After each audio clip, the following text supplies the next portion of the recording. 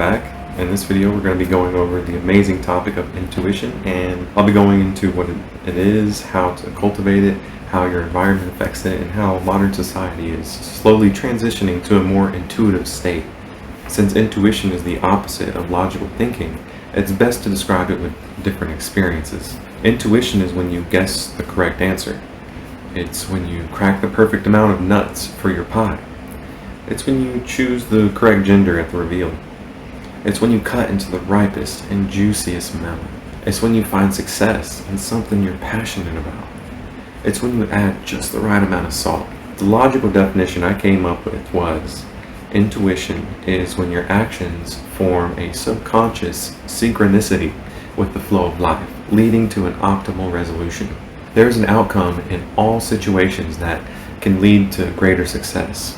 So if logic and intuition are polar opposites, and intuition is something that occurs on a subconscious level, it can also be said that logic is the conscious knowing, and intuition is the unconscious knowing, or maybe knowing but not knowing why.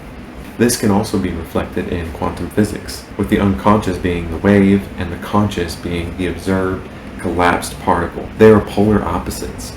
This is the metaphysical explanation to the wave-particle duality, and also the explanation for who we are. We are an infinite wave collapsed into an observed particle, but a little bigger, of course. There are many wonderful people who have created technologies based on some level of these understandings.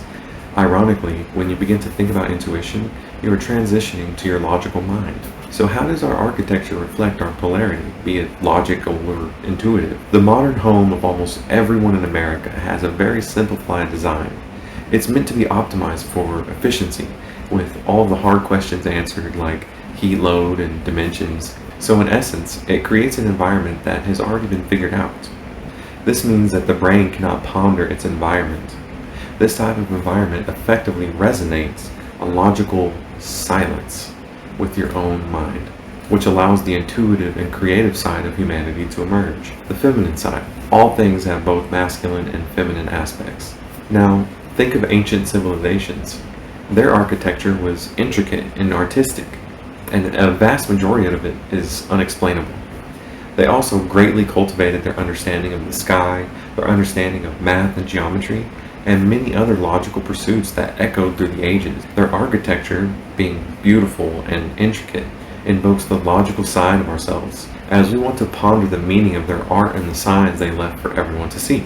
Think Bridgerton. They had fancy houses but restricted most of their engagements to logical interaction with structural societal requirements. All logical and masculine, the polar opposite of intuitive feminine. So right within these points, we can observe and even assume to find this reflected all through history. So now you're probably thinking, okay, so how do we balance the two?